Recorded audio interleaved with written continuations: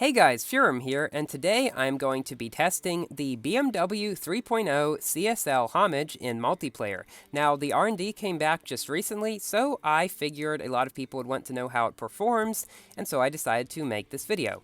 I maxproed mine, so it's at a rank of 1773, so let's get to our first race, which is on Nevada Reverse against a Corvette Grand Sport, a Vulcan, and an MP431.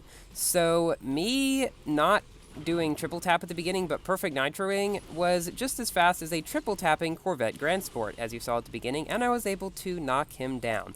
So the Hommage can reach up to 318 miles per hour, which is about 3 miles per hour faster than a maxproed Vulcan and 5 miles per hour faster than a proed MP431. The MP431 in this race is not actually fully proed out, but it's at a rank of 1776, which is actually higher than my rank.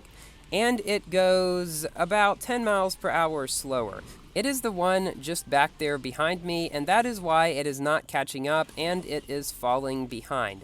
So one of the Hommage's disadvantages is its lower acceleration than the majority of overpowered cars you will find at this rank, except for the Corvette Grand Sport and very occasionally a maxproed SLK. That MP431 can accelerate faster. That's why he was able to get around the turns better, but I stayed ahead of him for the entirety of the second lap and pulled further ahead.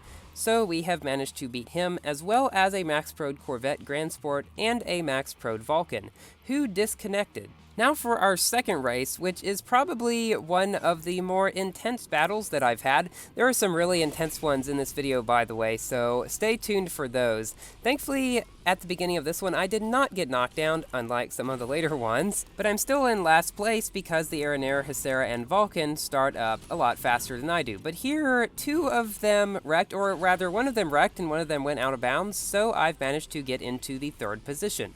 So what you'll see, a common trend among Hommages in multiplayer is they tend to stay back at the beginning because of their bad acceleration, but later they'll just start to creep up on you. A Hommage is one of the few cars that I have any fear for in my Vulcan, because if they get a long track, well, at my rank, the Hommages are going about 6 miles per hour faster than my Vulcan. Here, the Hommage is only going around 3 miles per hour faster. But you can see I've caught up to these two Vulcans here, and am now attempting to pass them. But because the Vulcan is a more stable and more predictable car, they are able to stay ahead of me here. And they also accelerate faster after the big jump because, well, they have faster acceleration.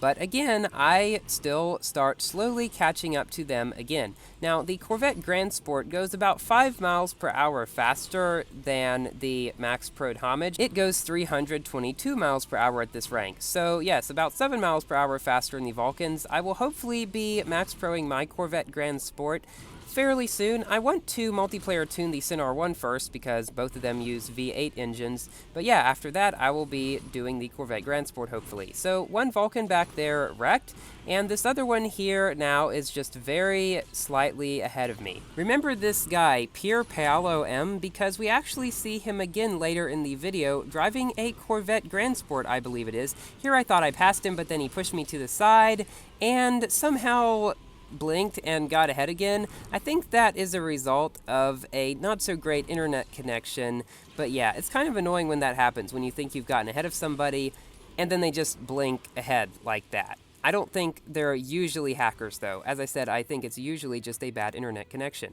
So even though we lost to that maxproed Vulcan, we did beat two other maxproed Vulcans and a maxproed Aranera Hacera GT, which I will hopefully also be trying to maxpro soon, but it also uses V8 engines. So yes, I would need so many V8s, probably like 60 V8s to maxpro all these cars. So here at the beginning, the two MP431s start up faster than me, but I start up a lot faster than the Renault Sport, which by the way is a terrible multiplayer car. The thing is, the only thing going for the Renault Sport is its fairly good top speed actually. Its top speed is quite good for its rank. However, everything else is lacking. It has awful acceleration, awful nitro efficiency, and it's just really not a good choice. So I have caught up to and passed those two MP431s back there. Now, if you're planning to maxpro this car, let me warn you about something. the car is extremely sensitive, especially if you play on 100% sensitivity on Windows like I do. I don't think sensitivity actually does as much on Windows as on other devices, like on mobile, but it still is very sensitive. Basically, whenever you press a left or right key, A and D, on the keyboard, it just goes very quickly left and right, and you can overcorrect easily. So yes, this car is quite difficult to drive at Max Pro. However, the sensitivity can be good for getting around corners without actually having to drift much, if at all, especially seen on some of the Patagonia curves that a lot of other cars would have to drift around. So even with the Hommage having mediocre nitro efficiency, because I'm running double tanks, it still manages to get through that long section without nitro just fine, and we come in first ahead of a Proed MP431 and a 1767 MP431. Now, this race is a very good example of what the Hommage can do, the pig power as I like to call it, because the Hommage looks like a pig to a lot of people because of the two big nostrils on the front. So at the beginning, I got knocked down here, and as you'll see, it takes a little while for me to catch up because, well, getting knocked down gives you a 3-4 second disadvantage. I'm not exactly sure what it is exactly, but it is something like that. So one thing the MAXPRO Hommage does very well is drifting around corners without over-drifting. While the drift punching may be kind of inconsistent, more so than the Vulcans drift punching, which is more consistent, it can still get around the turns with a lot of ease. And especially the Munich turn, as we see later in the video, it can get around amazingly. So I don't know if you noticed, but way back there at the bridge, the Corvette Grand Sport had some kind of problem, and now he left the game. And up here, the Vulcan wrecked and then was put behind, and so I was somehow already back into second place with just this MP431 ahead of me. Now, the MP431, as I said, goes about 5 miles per hour faster than me, which is why I am ever so slightly catching up to him. I take this corner more on the inside, and so I managed to pass him. The Hommage's superior speed to the Vulcan and the MP431, along with the Vulcan wrecking, have allowed me to catch up to and pass all of them. So while the Vulcan is still a better car at MAXPRO ranks than the Hommage, and almost all ranks actually, the Hommage is one of the most competitive cars against the Vulcan when tuned properly, and also at MAXPRO. So in the R&D, you're going to need to get very close to MAXPRO to win the Hommage. One tune I recommend is 5504, 5055. That gives you a rank of 1582 and a speed of 315 miles per hour, which is as fast as a MAXPRO Vulcan. Here we've beat this Proed MP431 and the MAXPRO Vulcan and the nearly MAXPRO Corvette Grand Sport.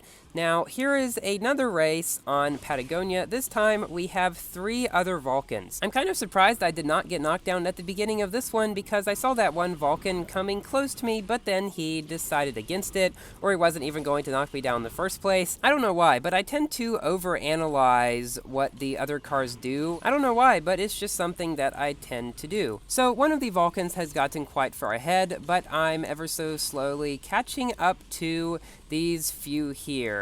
A couple of the Vulcan drivers I've seen a few times when playing the Hommage, so that is why some of the names will begin to be a little bit familiar. I'm not exactly sure what happened with that Vulcan right there, but here I managed to somehow pass both of those at once. That place in Patagonia there tends to get a lot of high-speed cars for some reason. Now here, this Vulcan managed to catch up to me and pass me because, number one, he took the corner a little better than I did, and number two, I drifted when I probably didn't need to. Little things like that, little issues, can really make a big difference when playing up here. Like here, he hit the side there, and that, again, caused me to be able to catch up to and pass him again. So yeah, up here, races can go back and forth very quickly. That's why I do not wish to MAXPRO my Vulcan. While some races in my Vulcan are like that, I prefer some more laid-back races occasionally to give me a break, you might say. So yes, that's why I am probably going to keep my Vulcan at rank 1679, unless some better multiplayer car comes out for down there, and then I may go ahead and MAXPRO my Vulcan. And if the M2 Special Edition is going to be a real car that is going to be coming out in a future update, it may happen that it comes out to be better than the Vulcan, although I am expecting it to be more like the SLK and be overpowered at low ranks, and still overpowered but less so at higher ranks, and thus my Vulcan will probably still be the best choice. So we finished here behind that one Vulcan, but ahead of 2 others.